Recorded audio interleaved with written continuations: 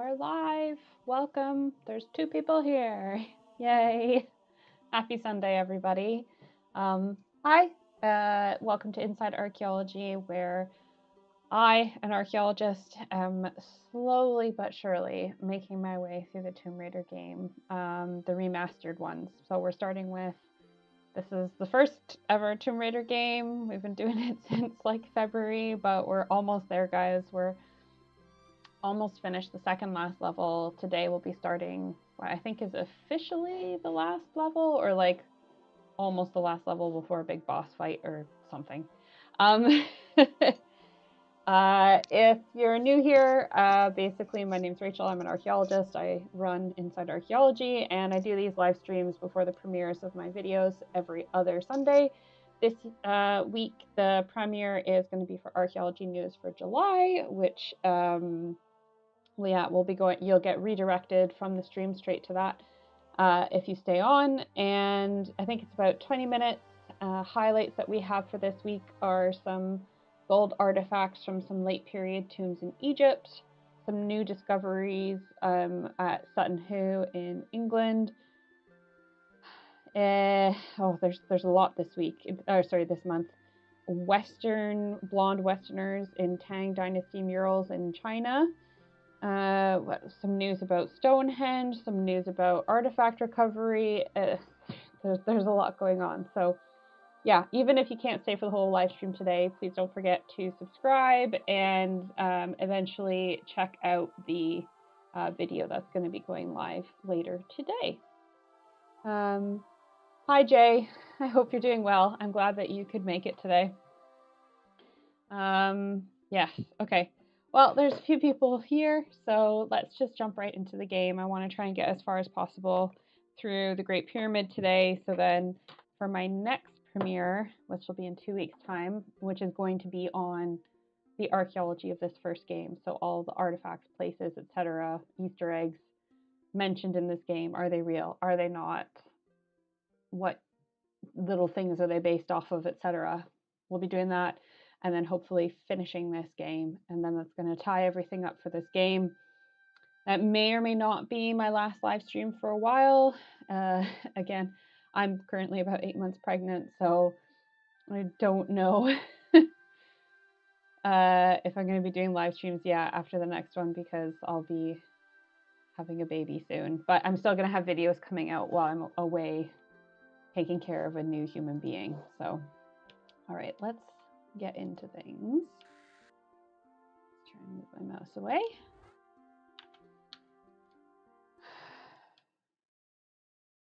Feel free at any point to put questions, comments, concerns in the live chat. I will do my best to answer them as I'm playing.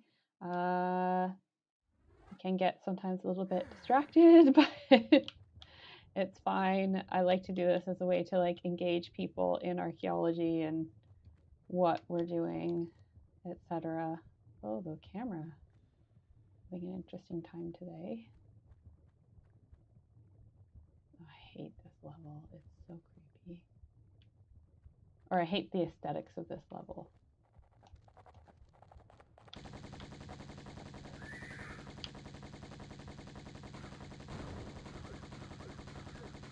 Ah, I can't go anywhere. I'm stuck. That was weird. Okay. At least now I know what's coming up. The camera is doing really weird stuff here.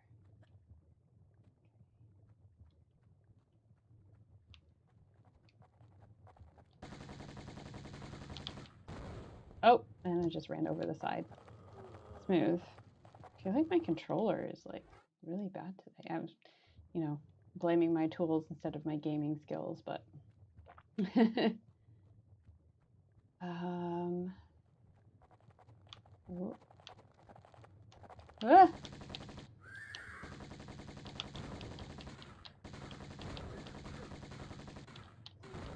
Oh, I forgot to, okay. I will answer, Jay, I will answer your question once I defeat this centaur. I have a few different favorites. It's kind of hard to just pick one, to be perfectly honest. Hmm.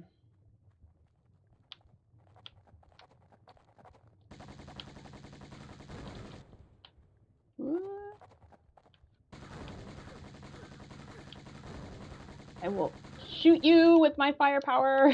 Oh gosh. I've only got one mad pet collect. This is not going well for me. Why is this like... Ah! Now there's another one? At least I can turn in circles for this. Okay. Action. Okay. Question number 1. Some of your favorite university courses, whether archaeology related or not.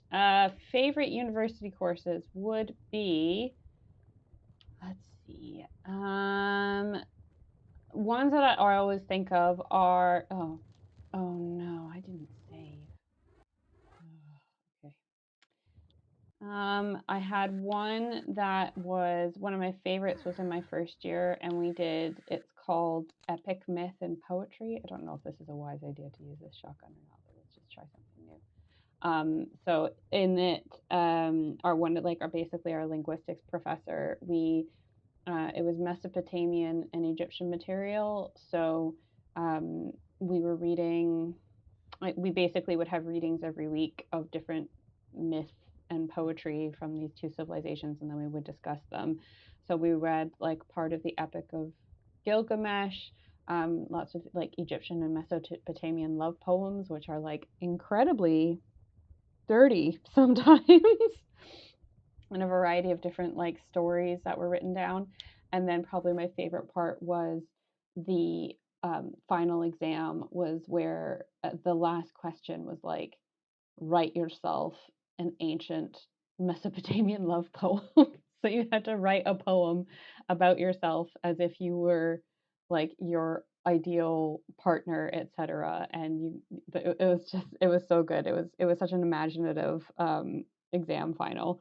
So I really enjoyed that. I also took a few extracurricular courses that were all usually history focused. They were usually in the history department. I did one that was called medieval.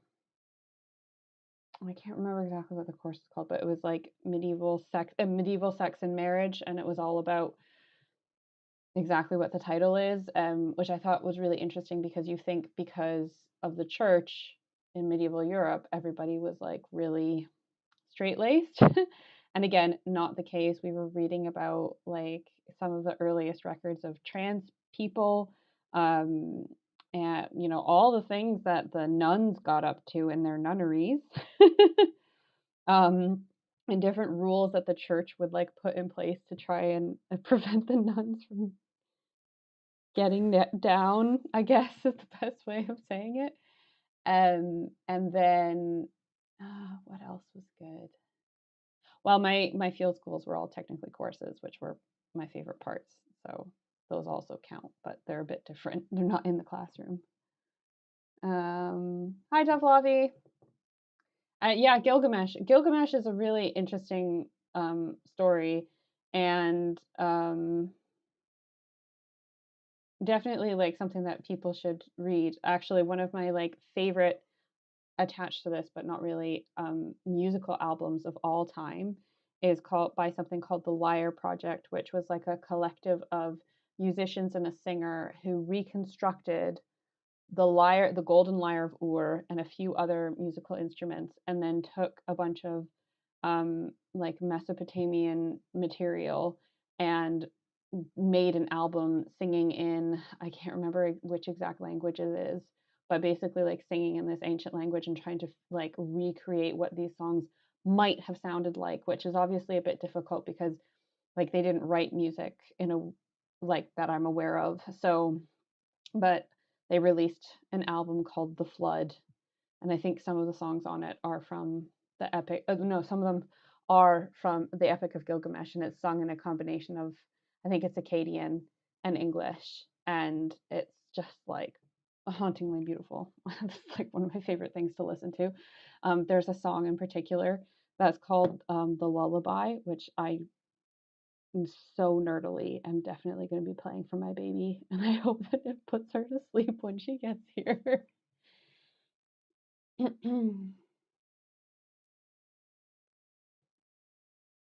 My world has to. Yeah. Well, I acquired it to be read. Yeah, that is pretty lucky. Double.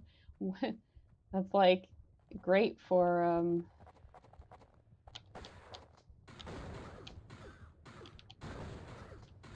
oh, this.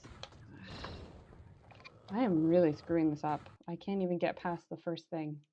Okay, I gotta double down. I gotta like concentrate to try and like. All right, we'll try the Uzis.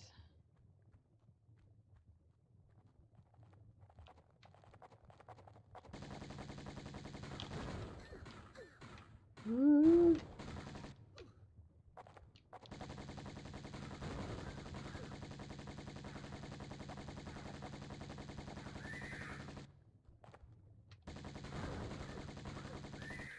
Ah, okay. I'm almost dead. Let's do large med pack. All right, we're gonna save.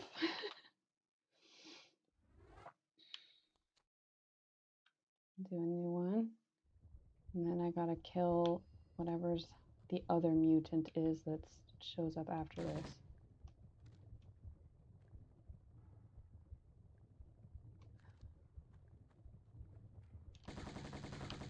Why do these guys all get to shoot fireballs at me? Like, it's so unfair. Like, I hate that. Also, this camera is just like, does not suit this room. All right, let's save so I don't undo everything that I just did. I also took, what other courses did I take that were really interesting? I took an experimental archaeology. It was like a theology course where we were talking all about pseudo-archaeology, and we had to write papers. And like, I think we had to present on like all these different, like we all had to pick like a different pseudo-archaeological argument and present on it, and then like we all had like, or it wasn't even just pseudo archaeology, but it was like pop culture things. So some people had to watch like archaeological themed movies like Indiana Jones and then do papers on them. That was pretty good. All right, I'm not gonna lie, I prepared my readings for today and read ahead a bit of what I have to do here, so that's why I just ignored that other thing. Because no,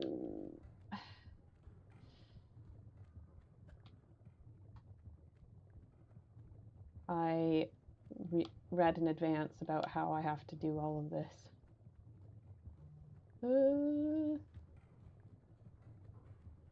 And in what order, obviously. No, I hate how, like, I'm not gonna make that. I hate how how, like, exact you have to be with these things. Like, it's really, especially for the stuff that's, like, timed. Like, yeah. Okay, let's go get these Uzi clips, and then we'll go and we'll save at the one, and then we'll just try and restart from there.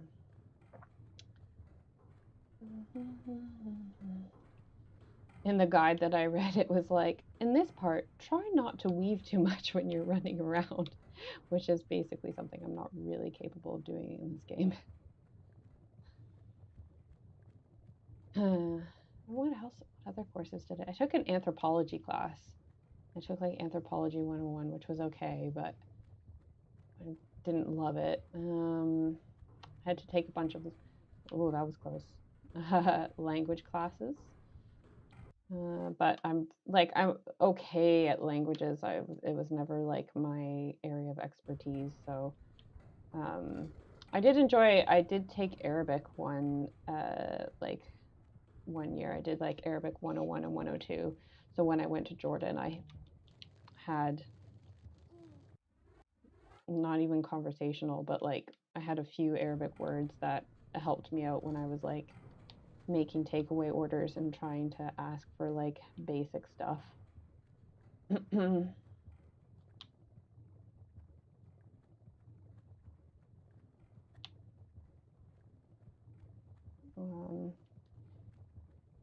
Actually, I quite like Arabic as a language. Okay. Oh, come on, Lara. Let's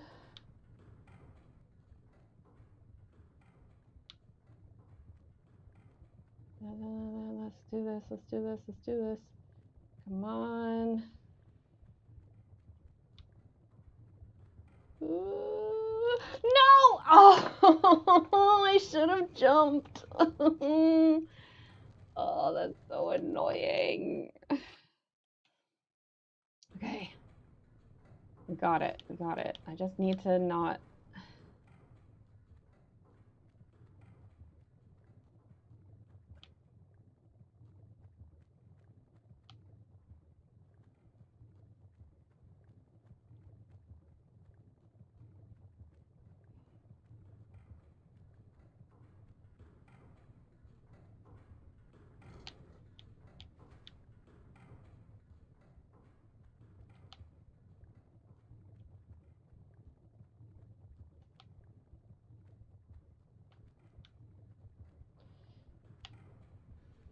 Oh, I did it. Save. Yeah, so close. So close yet so far. That's the theme of these games, isn't it? Oh, look, it's the Scion.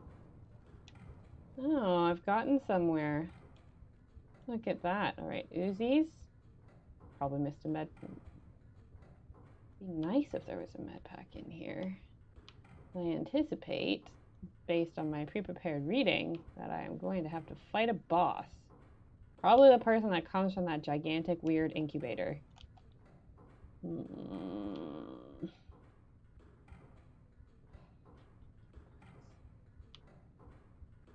I much prefer the more modern games. Okay. All right, well, let's take a photo of Lara for posterity and thumbnails. Okay. Let's see what I can do with this.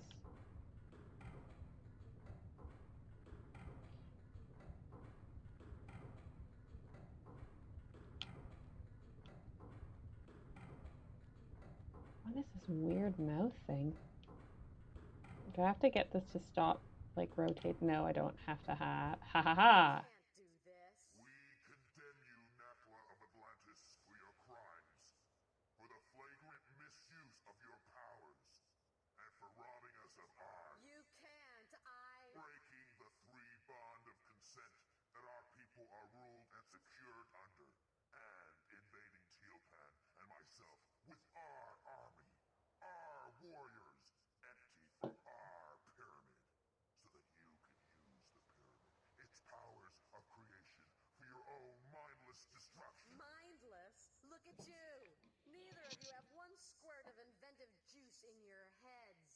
Salty. Let's just do it. Tihokan! You use the sacramental place as a source of individual pleasure. As some freak factory. They're survivalists, a new generation. A slaughter heap now. And you, we're gonna lock you in limbo. Make your veins, heart, feet, and that diseased brain stick solid with frozen blood. Ugh. Greet your eternal unrest, Natla! You won't rest either, or your damned continent death. If only they just killed her, it would have just made a lot more things a lot easier.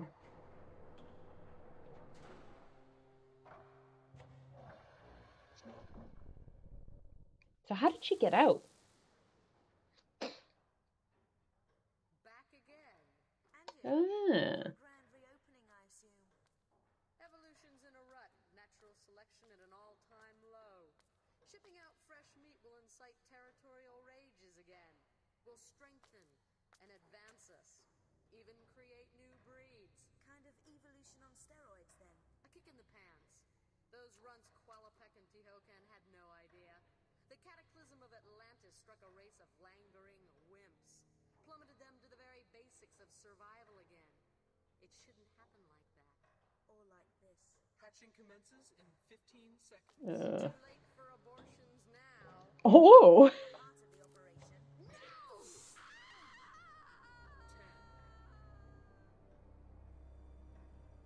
10. I'm gonna have to fight something, aren't I?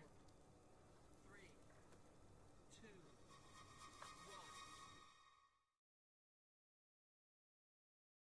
1. Oh, okay. Thank God. All right, I'll answer some questions and then we'll go fight whatever boss is going to be next for this. Okay, level start. Giant mutant boss. This is my reading that I prepared for this one. Kill it. Number of strategies. Uzis, roll and jump, box pattern. 800 rounds of Uzi fire, 25 shotgun. Okay, I don't have 25 shotgun.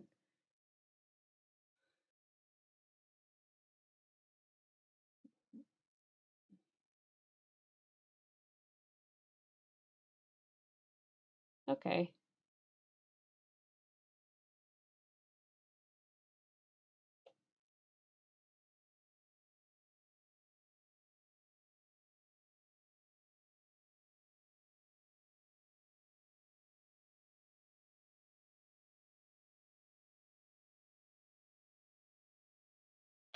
Well, we'll try it and we'll see. Okay. I watched the video where you discuss your master's dissertation. I can't believe I hadn't seen it before. So interesting. Thank you. Yeah. Master's dissertation.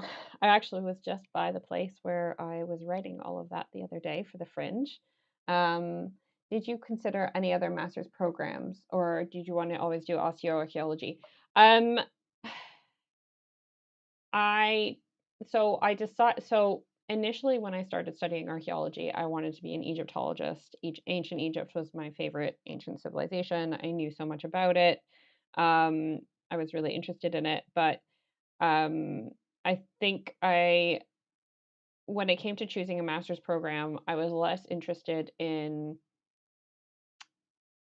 I was trying to pick one based on what would make me the most quote unquote employable in terms of or having like transferable skills. So Egyptology is something that you know you can only really do that as an academic career.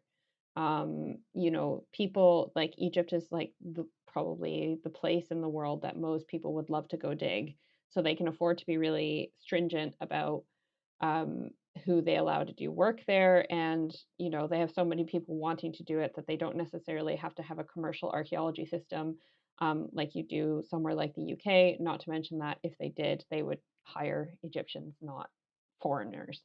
So that just didn't, and I didn't really want to get a PhD. I wanted to get a master's to just kind of give me that top up qualification. But I didn't, I knew that doing a PhD wasn't really like something that I was particularly interested in. So then it was kind of like, well, what else can I do a master's in that I'm interested in? So during my field schools, I had an opportunity to excavate some burials, and I really enjoyed that. And I thought that osteoarchaeology was a good choice because in my mind, everyone has a skeleton. You find them all over the world. So, that would be a skill that I would be able to take to multiple projects all over the world. And it wouldn't really matter if I specialized in Egypt, I'd have to work on stuff in ancient Egypt. Specializing on skeletons, like I said, you could work on that on anywhere. So that's kind of why I ended up picking it as a combination of personal interest and whatever. Um, as much as my good intentions were, I will say that it didn't turn out that way because there are a lot of people that get osteoarchaeology degrees. There are not a lot of osteoarchaeology jobs um, out there, even in the UK with commercial archaeology. And it can take a really long time to even try and get one of those jobs. I think I only know like one or two people who officially work as osteoarchaeologists. A lot of people who have a master's degree go on to work in commercial archaeology. and they don't end up specializing in bones, which is exactly what happened to me. Even though we find skeletons on a regular basis, it's not like a guaranteed thing. So it is something that's difficult to make sure you have consistent work in. And I looked at 3 different programs for it. I applied to Edinburgh and the University of Leicester because this was just after they found King Richard in the car park. And I think Exeter was the 3rd one that I applied to. And I think I got into all 3. I don't honestly remember, but I picked Edinburgh because I wanted to live in Scotland.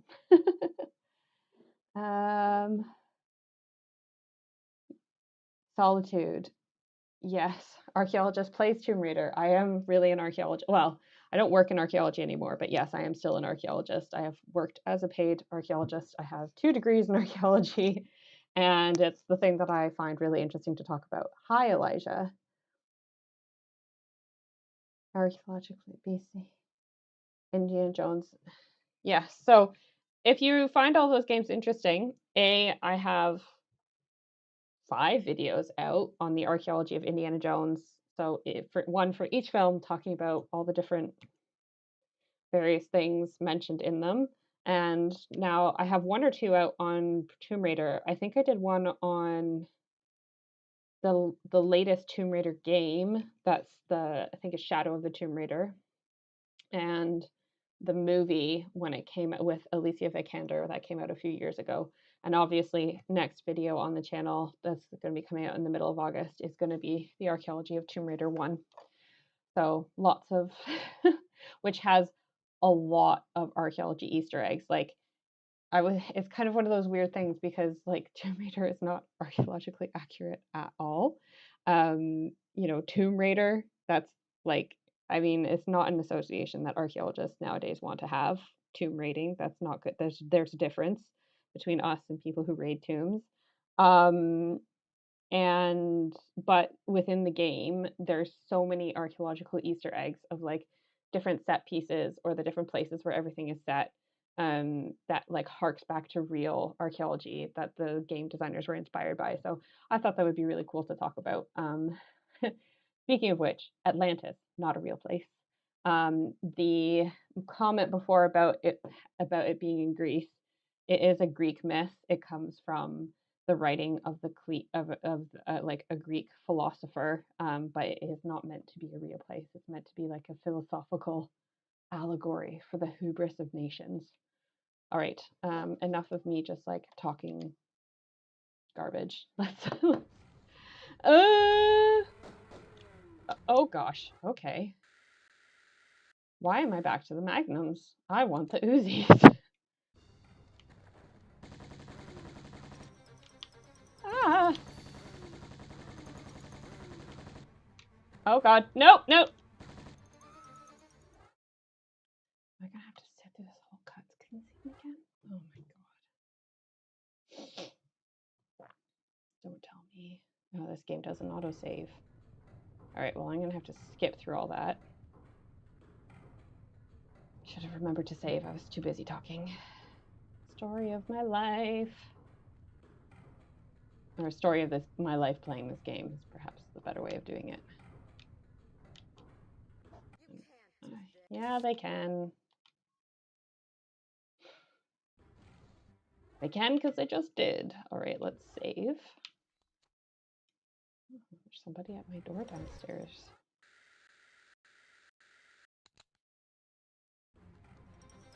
Thanks, Jay. Yes, anybody? I did not. I did not run that way. I don't like this.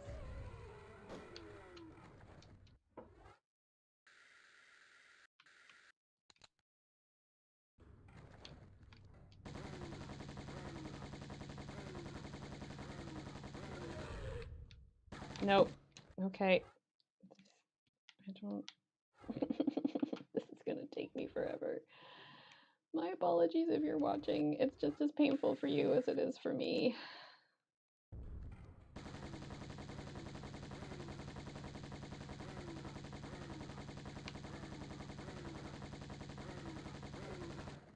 Ah! away, run away.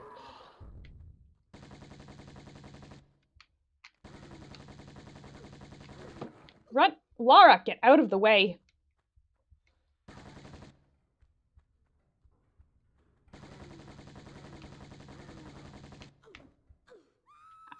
Okay.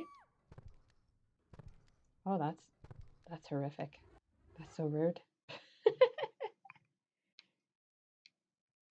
I really find my early... Oh, are they not cozy anymore? Have I just made them too efficient? Let me know.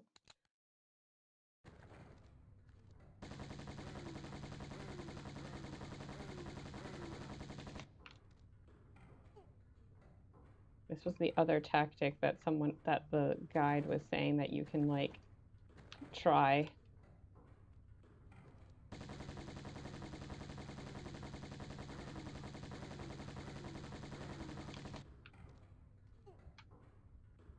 This is totally cheesing the game, but I don't care because this works way better.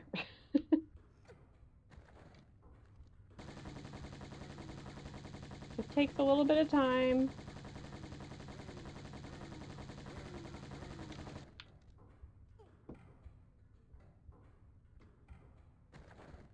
It forgets about me, goes back over there.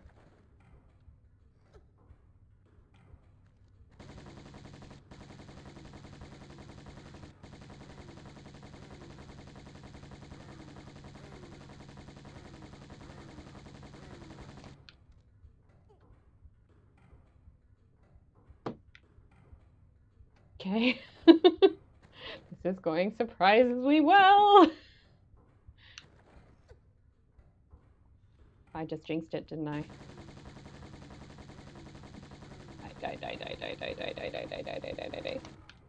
Nope. Okay, one last one. Let's just not push it. Let's just not push it. Oh, he's mad.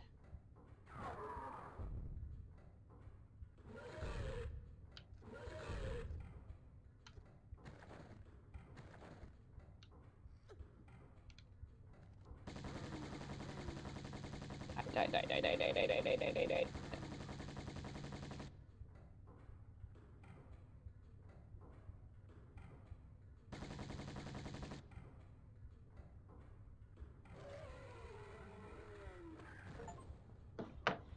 Yes. Okay, safe. I'm definitely, as a relic student, salvage collector, and geocacher myself, possible archaeologist. You've piqued interest. Oh, I'm glad that I've done that for you. I have tons of videos about studying for archaeology, volunteering in archaeology, going on field school, getting a job, etc. So hopefully you will find them useful. Do you have a favorite video you've made? No. I don't think I could pick it. Like over 100. I really was trying to get my ones for the Indiana Jones last year to get me invited to the premiere. I knew people who got invited to the premiere down in London, and I didn't. I really wanted to do that. I like my. I had probably the most fun, quote unquote, making my channel trailer that I have up now, the Discover Inside Archaeology. I'm hoping to maybe be able to. Towards the end of this month, I might actually pay for some Google ads to do that. But actually, to be honest, the things I enjoy making the most are like my like reels that I do on Instagram, like the short video content. Last year, I made one on Instagram that went viral. It was like the Tom Hardy playing the twins movie, and it has almost, I think it's 1.8 million views on Instagram, and it doubled the amount of people that followed me on Instagram. I wish I could just find the right sweet spot to do something similar for my YouTube channel. I have tried so hard. I say that, but well, no, I have tried hard because I also have a full-time job, but um I am really just need to crack that nut of that one video that the algorithm is like, yes, we're promoting this, and it just ends up going everywhere. And people watch it, and it gets me like, 100,000 views or something like that, and then the subs go up. I really want to get to 10,000 subs by the end of 2024. With taking mat leave, that is going to be difficult, but if everyone who's watching subscribes and shares and helps me out, that would be appreciated.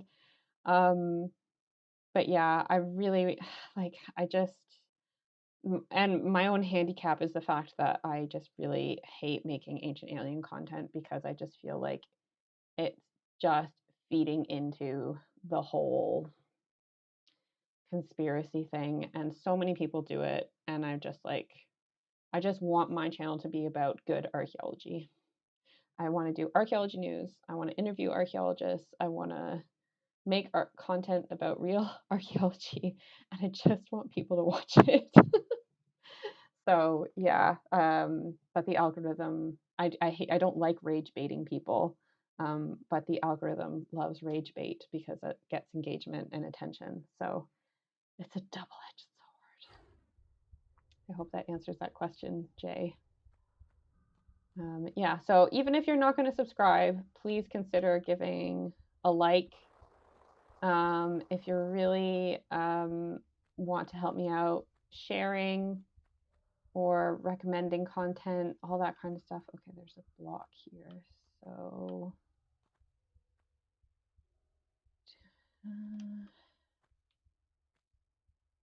that's also helpful. I do the Ko-fi donations as well, but I'm trying to, I would really like to, I don't know where I can move this because I clearly can't move it back.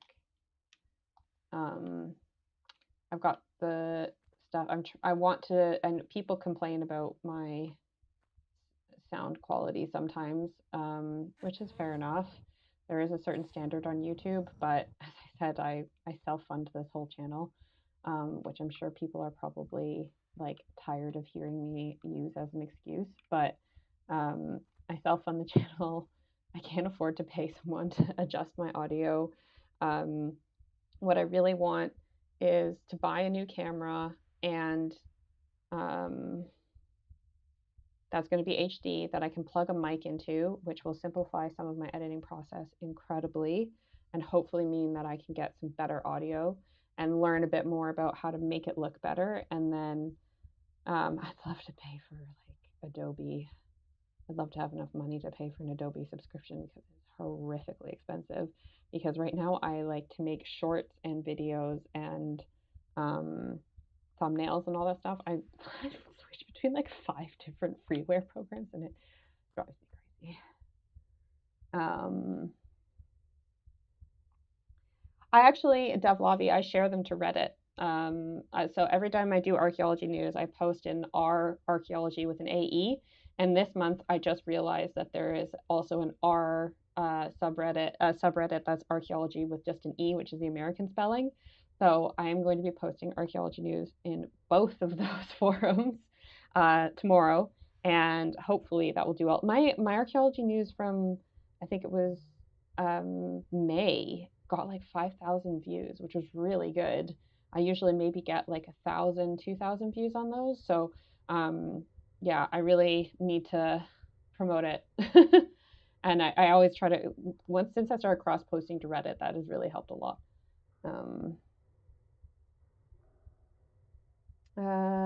Yes, you know, I'm rooting for you, just so criminal. Thank you. Your great grandpa found an ancient archaeological gold mine somewhere in BC and a few gold rocks. That's pretty cool.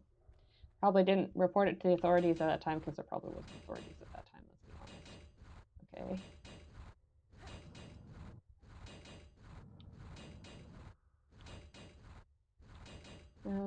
Started out. Yeah, well, I am Canadian. I've worked in Canada, but primarily my experience is in the UK, where I now live.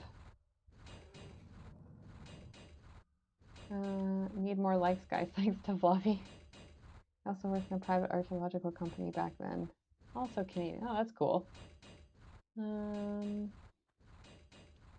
Oh, is this just like...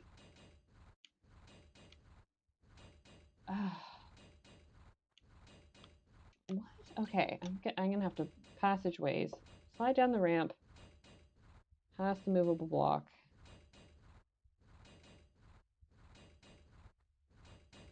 Okay, so I have to go back and I have to reset the other block.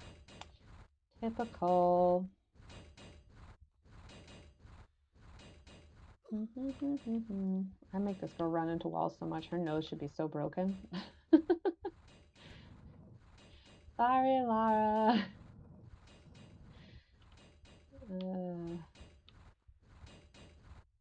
Yeah, I would love to be able to do more with my YouTube channel. It's becoming like a quote-unquote archaeological influencer, but it's a tall order. Getting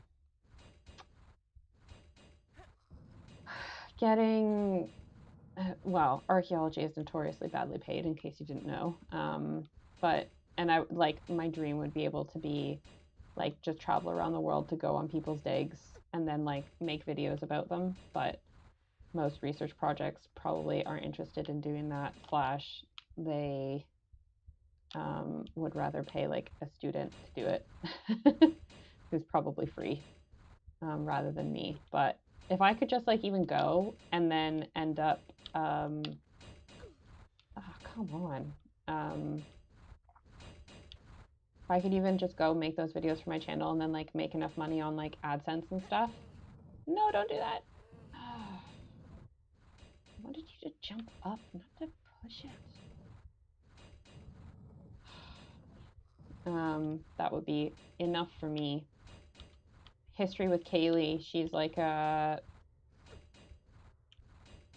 I feel like amateur is a mean way of saying it because that's definitely not what I mean. But because she doesn't have like a university degree and she's not worked as a like archaeologist or whatever, but she has like her sister's a paleontologist and she's really interested in it, and she's been really, really helpful and really nice to me and trying to like help me out in growing my audience because she's obviously a bit more successful than me at YouTube and she does it as like a full-time job. I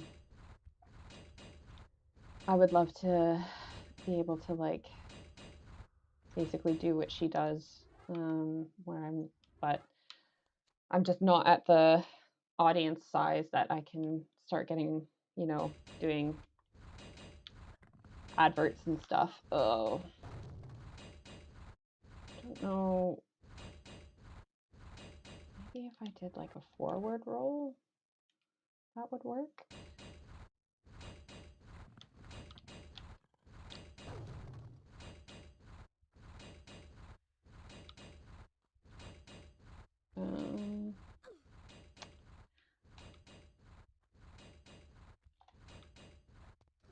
What are some archaeological locations that you'd really want to go and work at besides Egypt? I would love to go and do something in Mesoamerica. I think that would be really interesting to... okay. Can I do a roll here?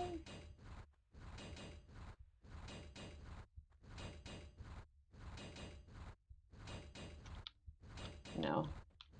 All right, maybe we'll... okay. Reload.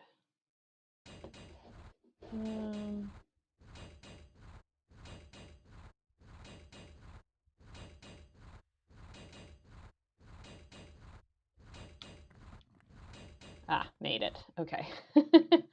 Yeah, I'd love to go work somewhere in Mesoamerica in the middle of the jungle. That would be cool. I'd love to go to Pompeii. They have just kind of, I think in the past like few years, after not doing a lot of archaeological work there, they suddenly have like several projects there. I went to Pompeii, was it 2 years ago? And there were like projects running, digging while people were visiting the park. So I think that would be really cool to be able to go there and collaborate with them. It's going to be a bit harder once I have a baby, but I do know lots of archaeologists who have children, and other people make it work. So I don't know. Where else would be cool? I mean, I'd love to go to Machu Picchu, but that's just like visiting. I also, where else? Well, it would be great to get on a time team site. They're doing some stuff as I will mention in the archaeology news video. They're doing some stuff in Sutton Hoo down south. This, okay, this is a puzzle. Okay, I'm gonna go up and then push it from the other side. So it'd be great to do that. I've been approached a few times over the years through the YouTube for TV opportunities, and I am signed up to like an official agent that does like documentaries and whatever, but nothing's ever panned out. Jeanette, who I've interviewed on my channel, she's also she's North American, but she lives in the UK. She speaks Spanish, so that's much better than me for like being it. She's like currently digging in a Neanderthal cave somewhere in Spain. It's like that'd be so great. She works, but I think it's all part of her job. She works for like a museum down south. I think in London. I could be wrong, but I don't think I am. Okay, I can't push this block anymore. But I need it to come this way. This is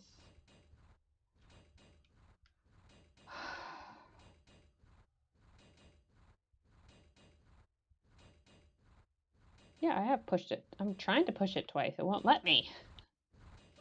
All right, let's. I just.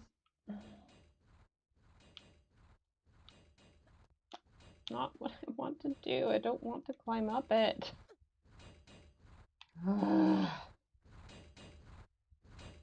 This game really does its best to just like make me mad. It feels like.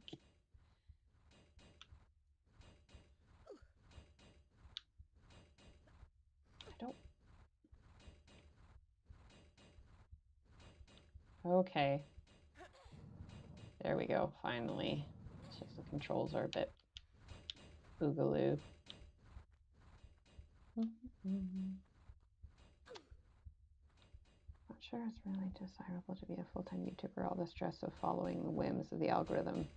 Yeah, it's I wouldn't say that I want to be just like a full-time YouTuber. I'd love to be this like an archaeological media personality. Like when I started Archaeology News, I had this whole vision in my head of like, you know, having a proper setup and making it seem like it's an actual news show. And I've tried to kind of do that as much as I possibly can, and like interviewing the other archaeologists and stuff. So, you know, if I could get some kind of to a point, like the thing is if I could get to a point where I'm like making some money at it, that would be nice. Or if I could like get onto TV stuff, that would be even better. TV is the hardest nut to crack, and I don't have a PhD, so that's a bit, I don't know. But I feel like I should be able to get something figured out eventually. I like talking to people, I like being on camera, but obviously, even in a world with no archaeology jobs, jobs for TV presenters is even fewer and farther between. So we'll see. I did have get to be a lecturer on a cruise, which is pretty cool, but that doesn't actually pay you. That's just like a cruise in exchange for lectures. I don't want those. Okay, so we're now officially in the pyramid, which doesn't look at all like the interior of the actual Great Pyramid in Egypt, just saying. All right, I think.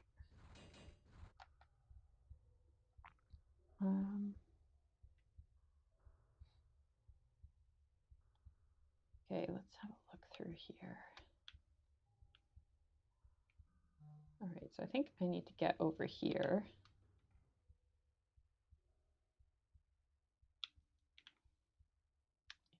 Interesting. Okay, I'm gonna have to jump across all of these, I think. All right.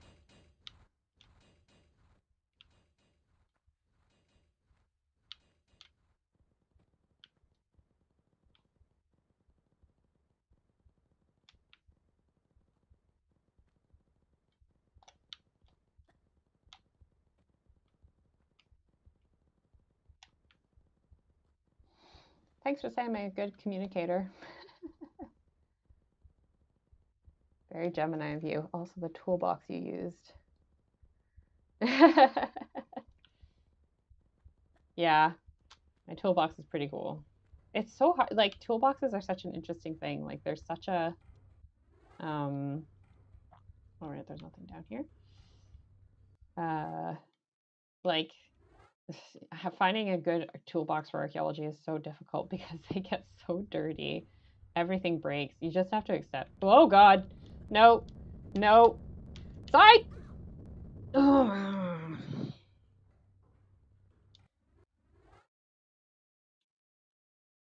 This is gonna drive me crazy.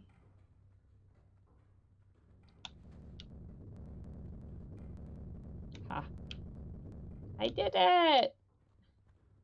Screw you, rolling boulder. I wonder if they included those in the game because of Indiana Jones. That would be funny. This is going to be another one, isn't it? Okay, well, we'll save before I get crushed. What do you think about El Dorado or Ancient Lost? There are lots of cities that still exist, but the idea that ancient lost cities only exist are only interesting if they've got lots of treasure in them is, I think, ridiculous. Or that they're, only kind of like worth it if they've got that part to them.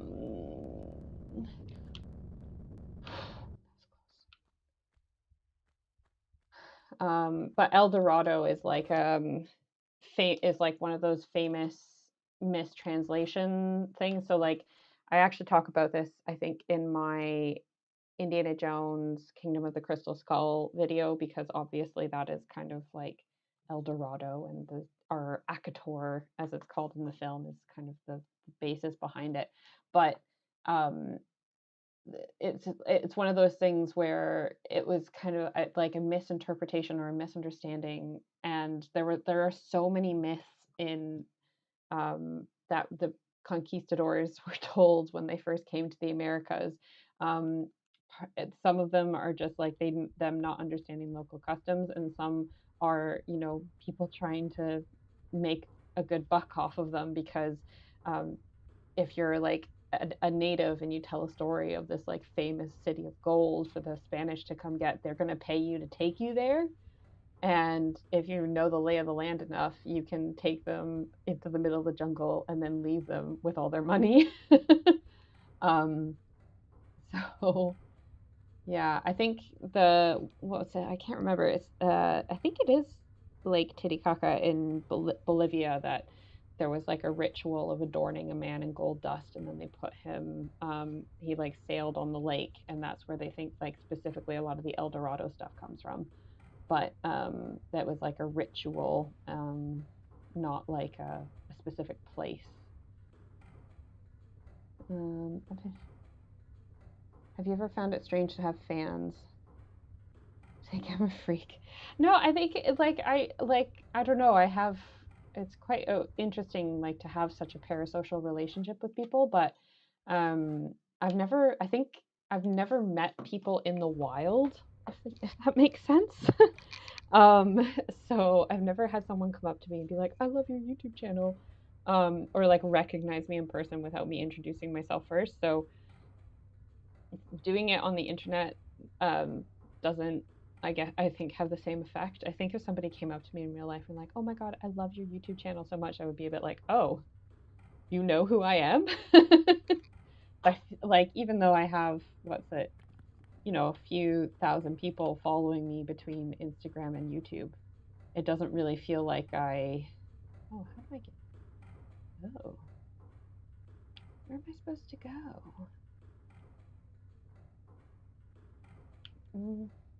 Okay. It doesn't feel like I'm famous. Nobody's asking me for my autograph or inviting me to like conventions and stuff. All right, I'm just gonna jump through this hole, and if I die, I die. I think I'm gonna. Oh, well, I just hurt myself.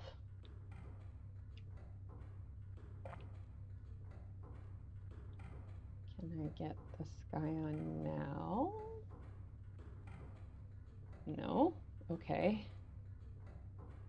Shoot this guy on. Oh, right. I would not have figured that out without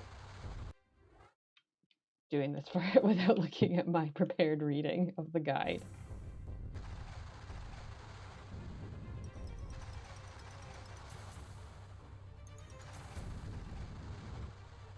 Okay. Apparently there's a door that just opened.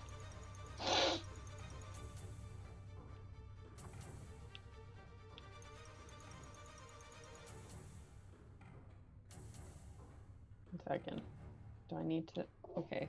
One sec, I need to look at this more in depth of where I need to go. Oh, I have to go back. Okay. Well then. Basically stopped thinking as soon as I heard gold. Yeah, basically. Well, you have to think about the amount of money, time, and effort that was invested into crossing the ocean and everything for the conquistadors, right? Like they had to give a return on investment.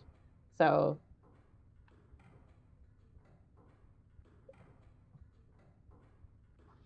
I wouldn't necessarily call like El Dorado, Shambhala, and Atlantis like lost civilizations and realms, like because they're by and large mythical.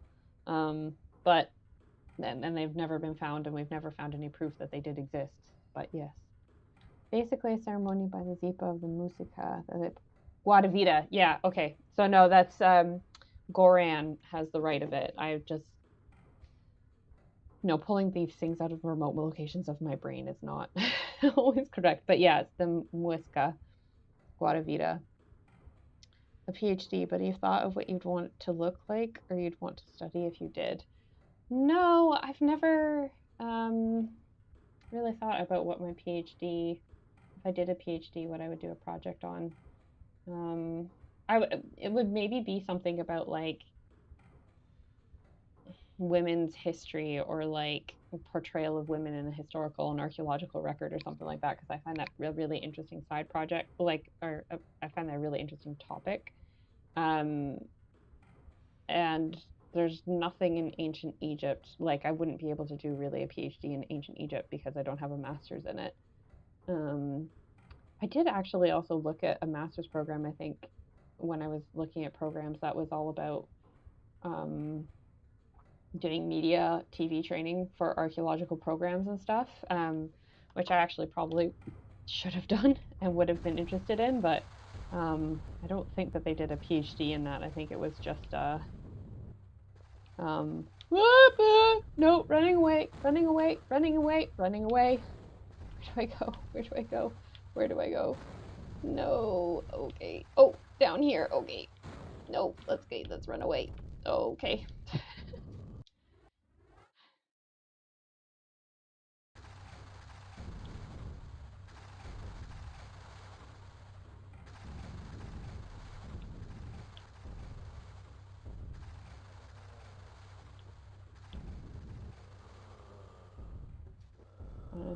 Oh, come on.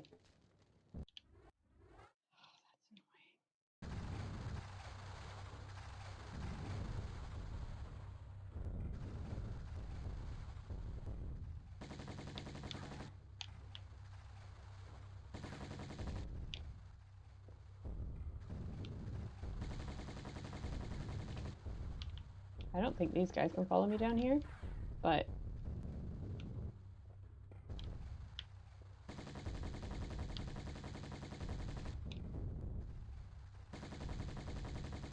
die already.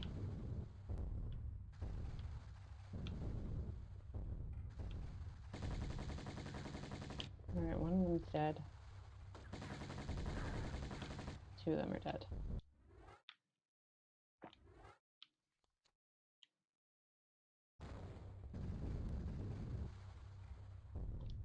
Very ironic, yes. Ironic, it's destiny, guys. It's destiny.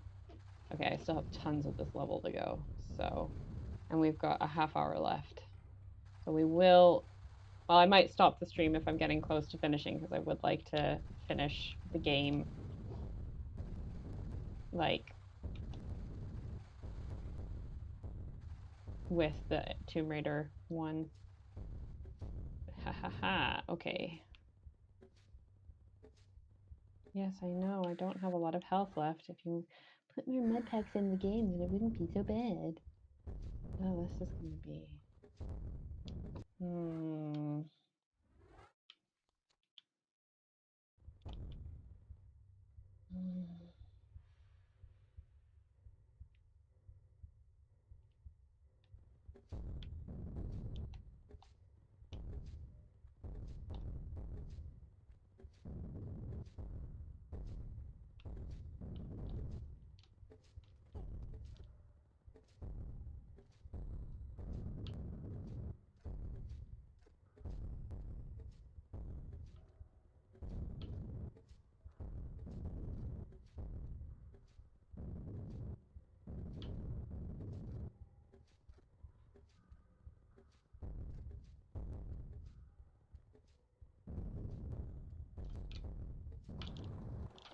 Oh my god, guys, did you see that?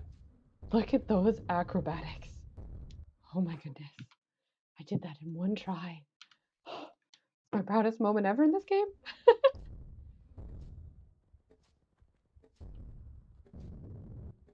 I did it. Okay. What book on ancient Egypt is it that you found? When I went home at Christmas this year, I actually got out my box of all of my old textbooks and like archaeology books and looked through them. And I did a bunch of filming with it, but I never finished it. So I really need to actually make it into a video and do something with it. I have a lot of like the books from my childhood and stuff that I read that I loved. That helped inspire me. All right.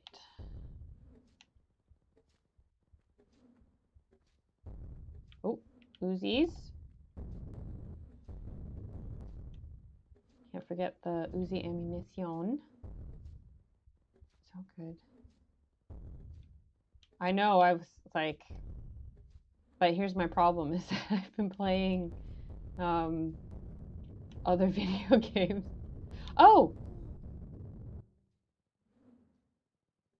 Excuse me? What was that about? Too many rolling boulders. I hate those stupid things. Where's that going to come from? Yeah, okay.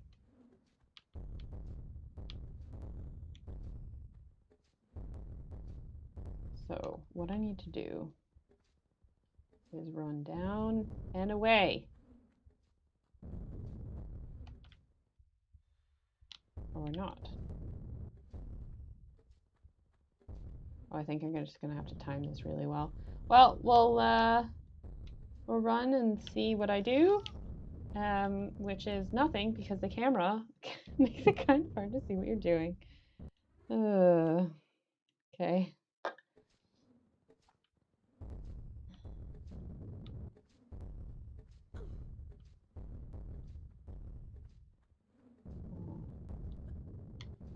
Ooh, oh. Can I? Oh, can't walk through those. Okay. Considering that I don't have any med kits left, I might have to resort to eventually cheating to try and make sure that I can actually make it through the next few levels.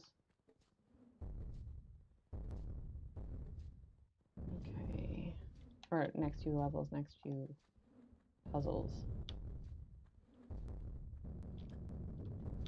Okay.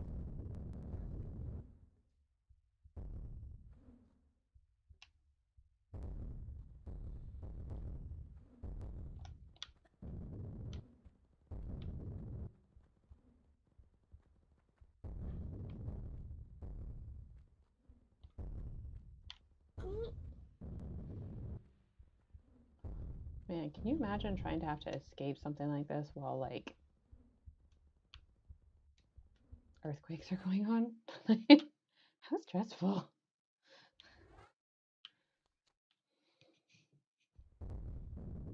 All right, let me just scope this out. Little traps of death. Okay, so I'm gonna have to do 2 jumps here. And I'm going to have to angle them just right.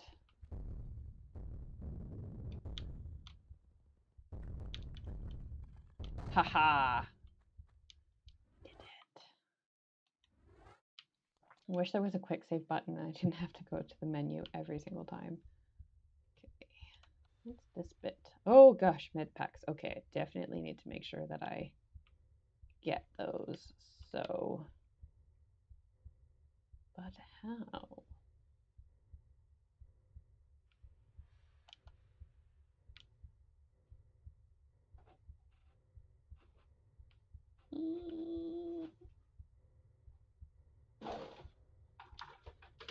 Okay, maybe I just have to like do a running angled jump and get it. I don't know. No, that's not how I do that. All right, dark tunnel.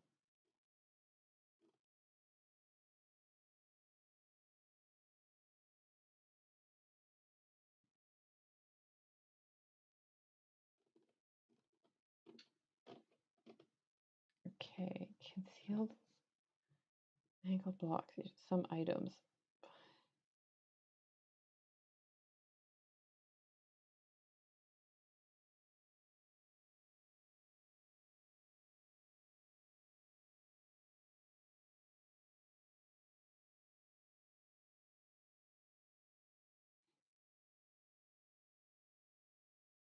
Okay.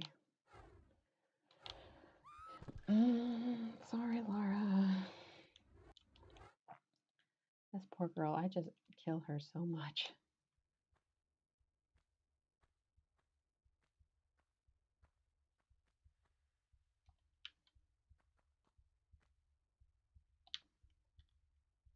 No, that's not. That is not the right way.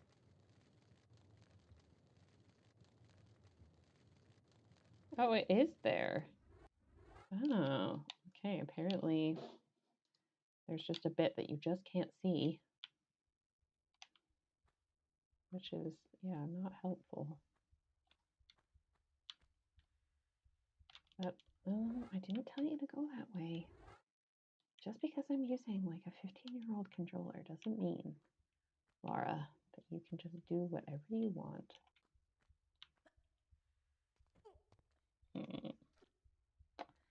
Did it. What is an unpopular archaeology opinion that you have? Might be an interesting video idea if you could think of a few.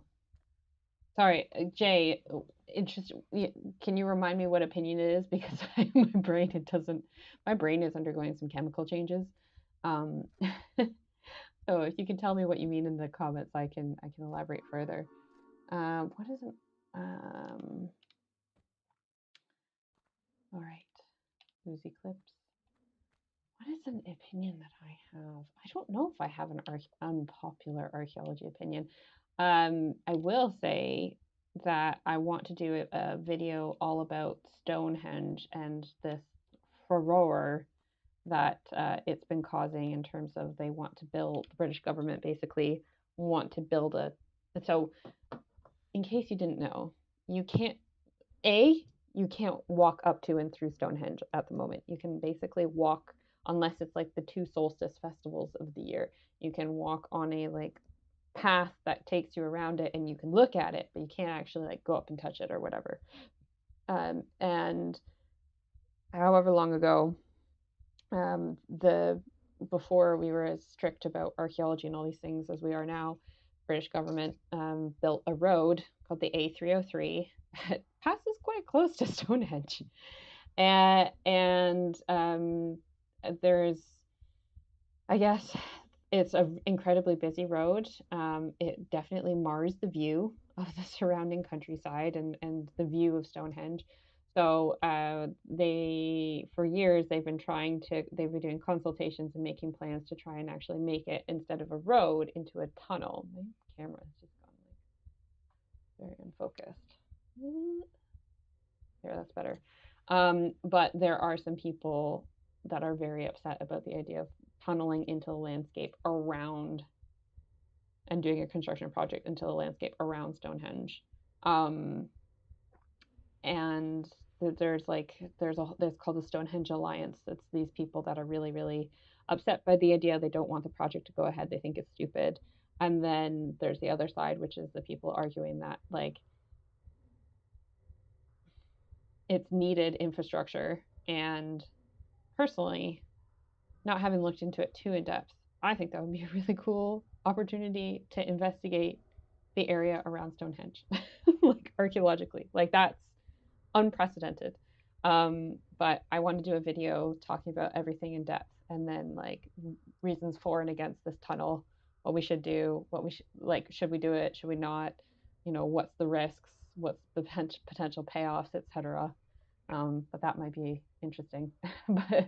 but yeah, um, unpopular within the field of archaeology. Oh, how you feel about certain travel. Unpopular opinions in archaeology. I will actually write that down as a not now.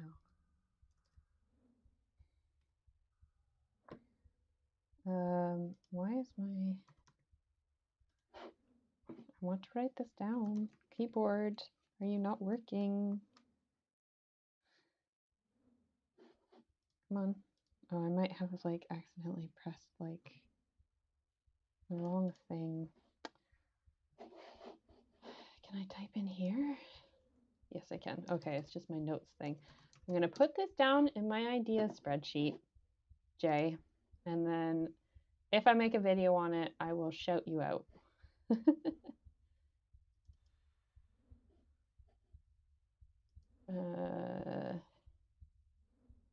Where have I put my... There we go.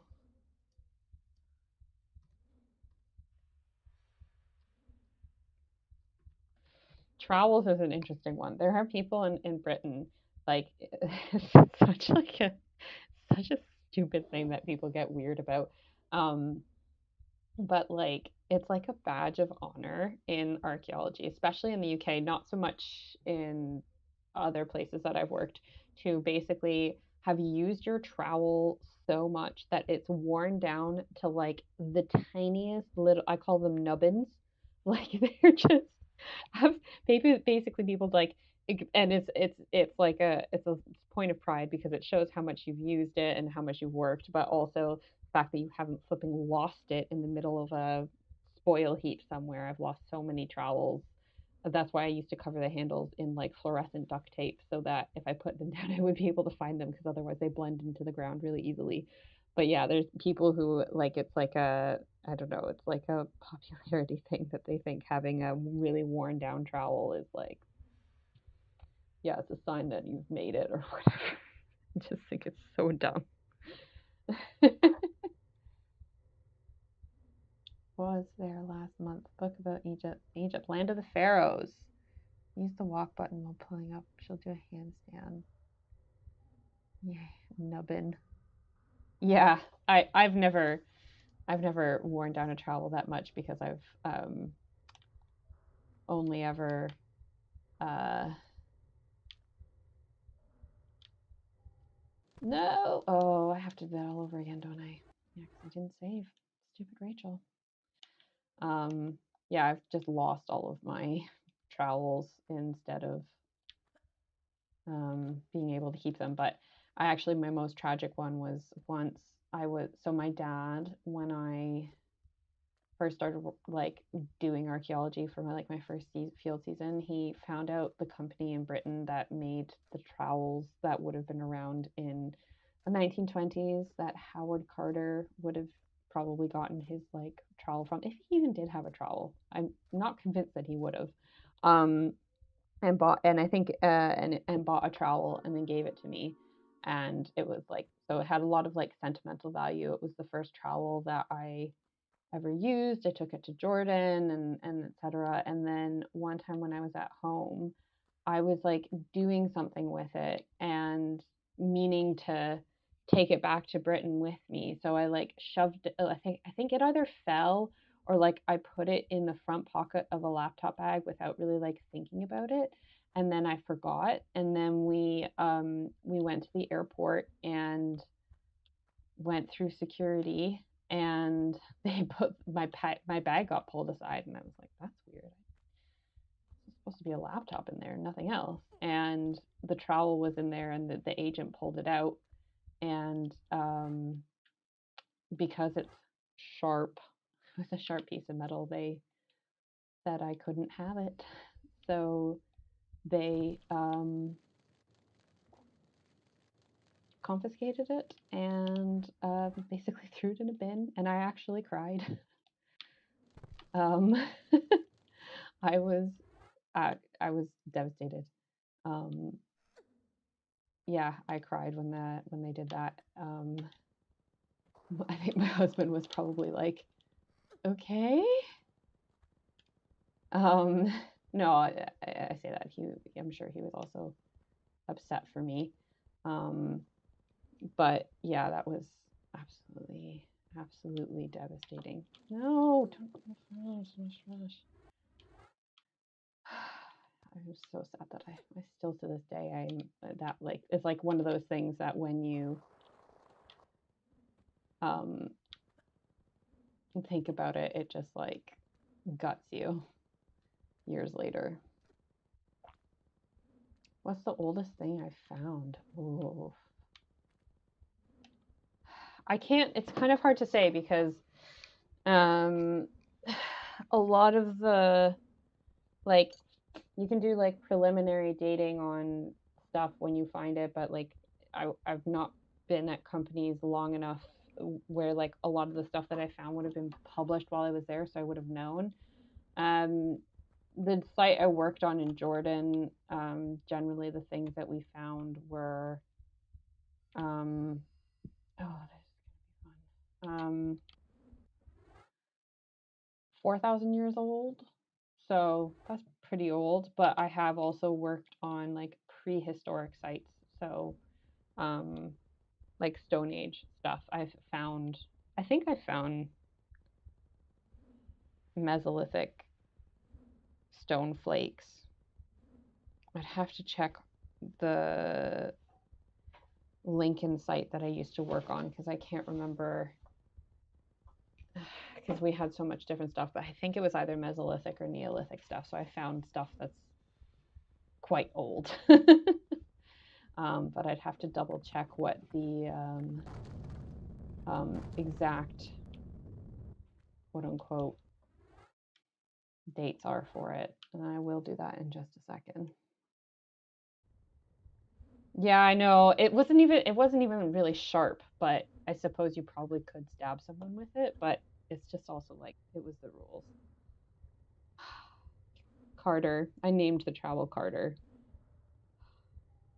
That makes me sad. Mostly because like my dad got it for me and stuff, right? So like it's just got sentimental value.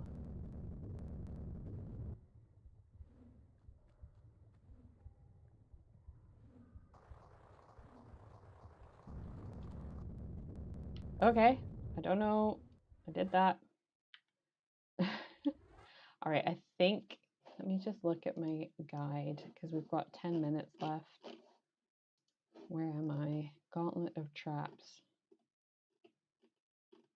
I think I'm going to leave it there for today, guys, for playing.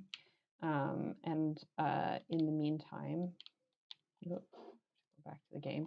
I'm going to look up my site that I was on in Lincoln and see if anything's been published about it. I mean, like Lincoln, UK, because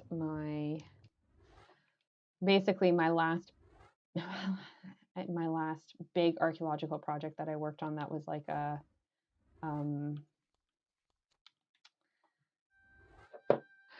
that as like an archaeological field tech and not like a different or a field archaeologist and not like as like a trainer or supervisor or whatever, was the bypass in Lincoln, which is in the middle of England. And I was there for like 9 months, and it was a great archaeological project. We found so much stuff. We found so many things from so many different periods of history, just in the first 2 fields that we were working on for basically like the first year of the project, and then they moved on to do lots of other sites along the scheme. And I could have stayed there for longer, but I got a job up in Edinburgh where I live. So after about 9 months, I left the project. But um, yeah, I think so the road was officially opened in December 2020, and we started work in 2016, and I worked there until about May 2017. So, and they were really good at like the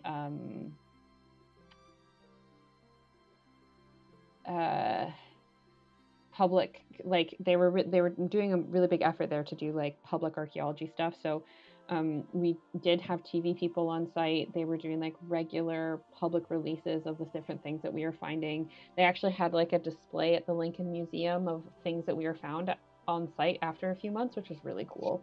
But let's see if I can. Oh, cat just came and said hello. Hi, Emma.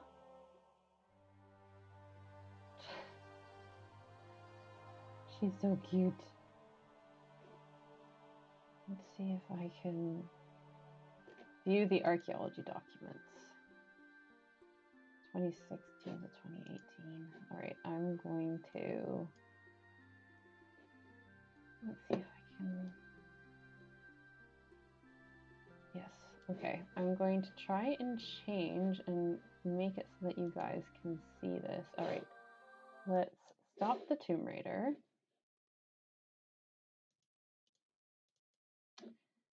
Window, highlight. Okay, okay.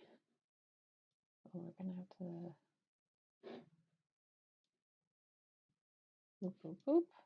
So, probably the largest single archaeological project in Lincolnshire.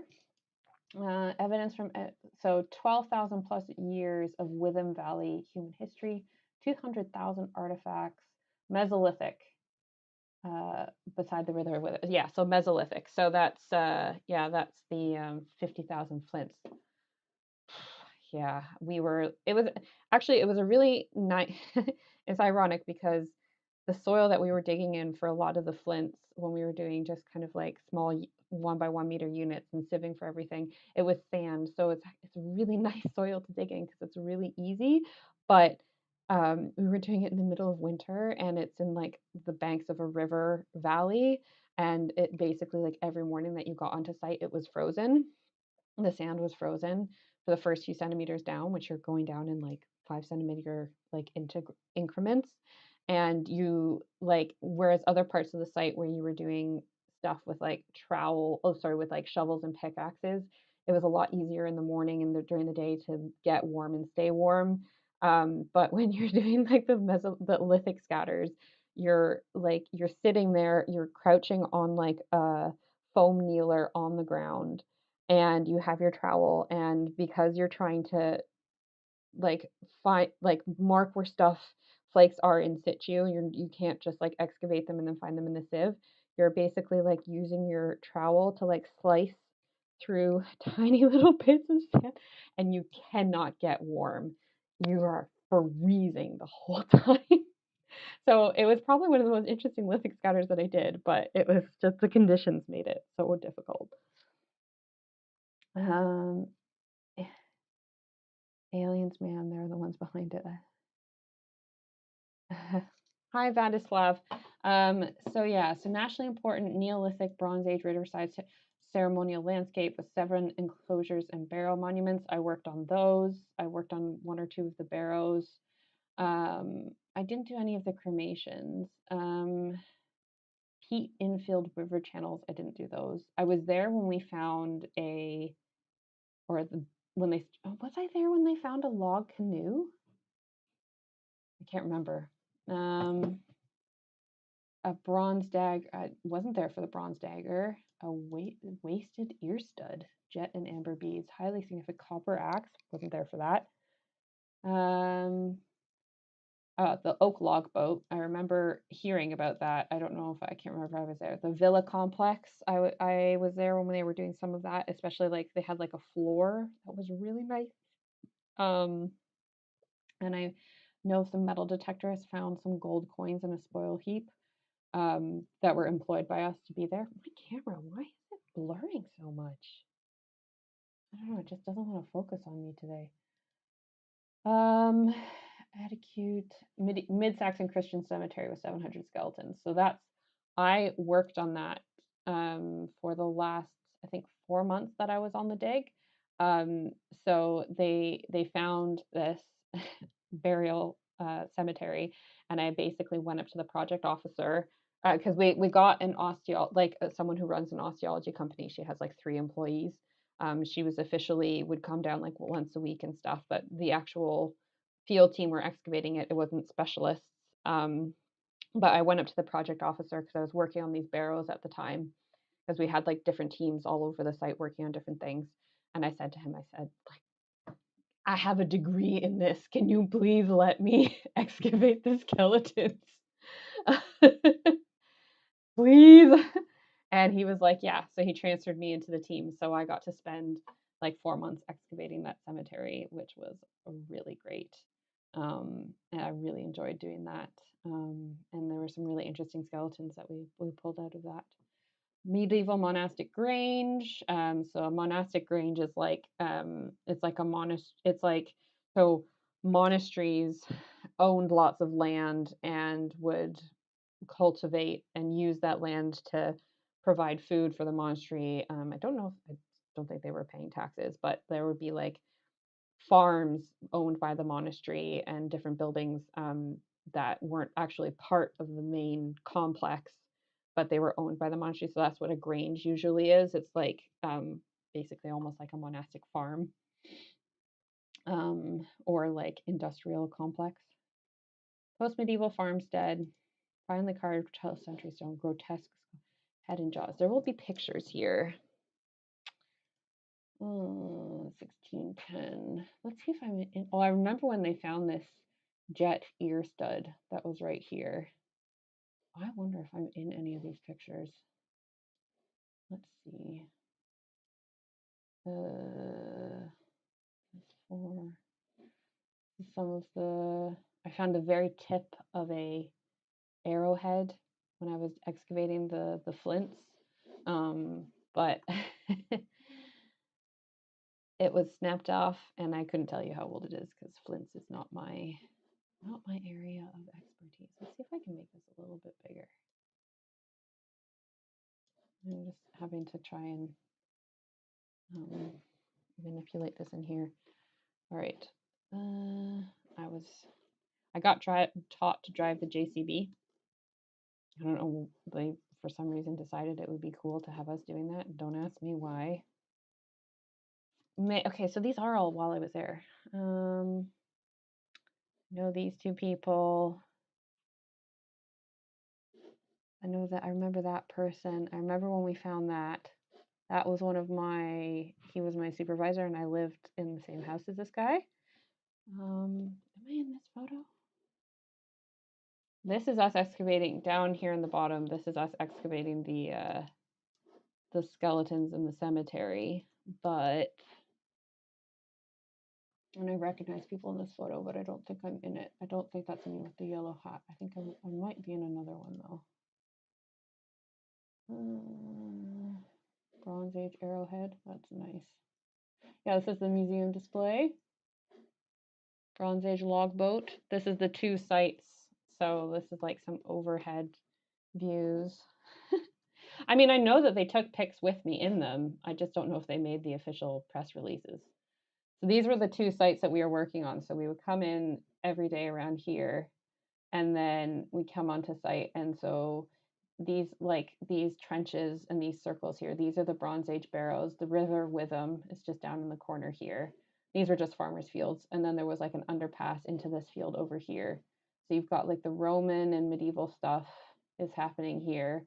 Over here, this is where the cemetery was, and it went across onto the other side of the road.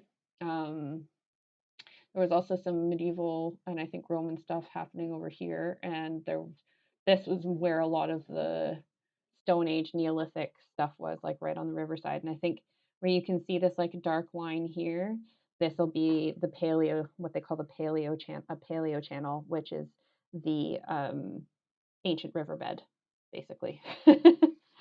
So that's where the ancient river would have come through, and then it would have like changed where it was. Yeah, I remember this pipe going through this stone vault and cellar.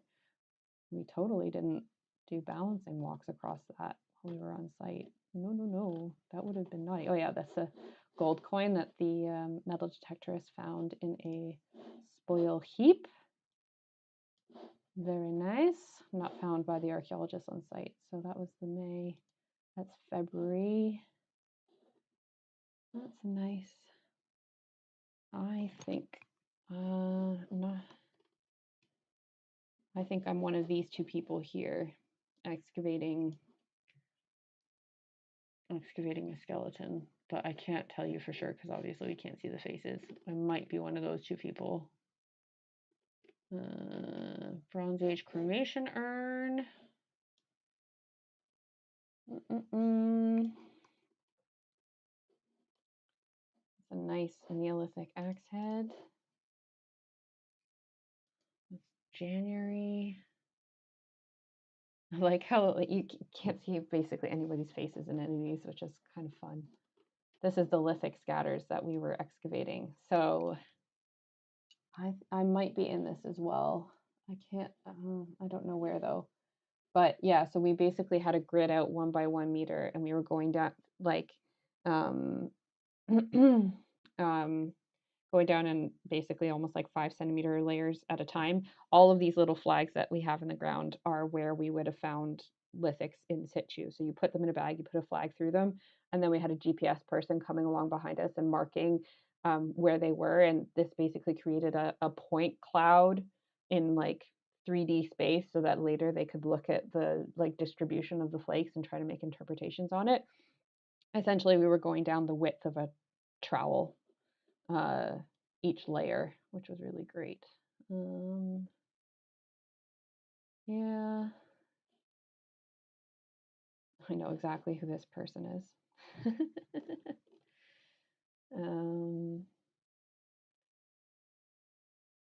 Yeah, I know. I remember that person. I'm not going to name names because people don't. Oh, it's a cat, Roman tile with a cat paw print. Ooh, so cute. That's a cow burial. Very interesting. All right, I really need to wrap this up because we have to go into our premiere, but I'm having too much fun. Maybe I should do a video on this. I wonder if I could get away with that. I probably could. That's our project officer. This person right here is one of my very good friends.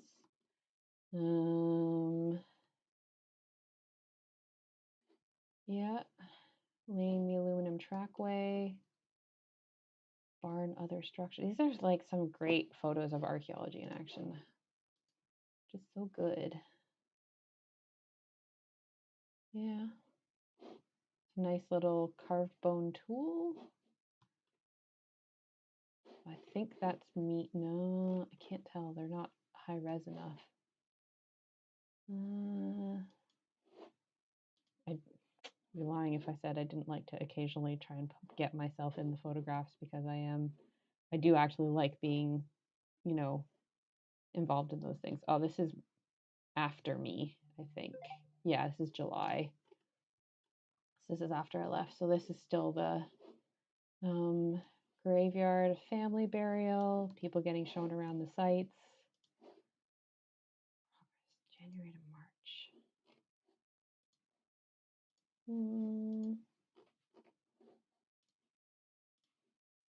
All right, well, I think I'm gonna just leave it there. Yeah, that's some of my coolest stuff.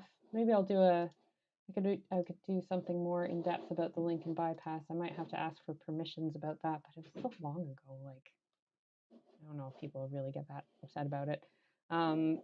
Yeah, if you search Lincoln Eastern Bypass Archaeology, you can find all these freely available PDFs on the website and look through them for more information if you'd like to learn more. Yeah. Anyway, we're way overdue for my premiere. So yeah, if you've come along today, thanks so much. It's been lovely to have you here. Please stick along for even just like 30 seconds to go into the premiere of my latest video, Archaeology News. And Don't forget to like, subscribe, share, comment, engage, do whatever before you leave to help support the channel and what I do here. And I will see you guys in 2 weeks when we talk about the archaeology of Tomb Raider and finish playing the game finally. Yeah, so there's one last comment. Digging up treasures, but how does it feel when you dig up a grave with skeletons? It doesn't bother me. It bothers some people, but it's easy to distance yourself from it because it's a skeleton. There's no flesh there. You don't really know what that person looked like. And I also view it as because of the work that I was doing, you're making sure that that person's body isn't destroyed accidentally by a big machine before they put a road in. You do your best to treat them with respect, and then a lot of the times they end up getting reburied. So yeah, I hope that answers your question. Thanks so much for coming, guys, and I will see you next time. Bye.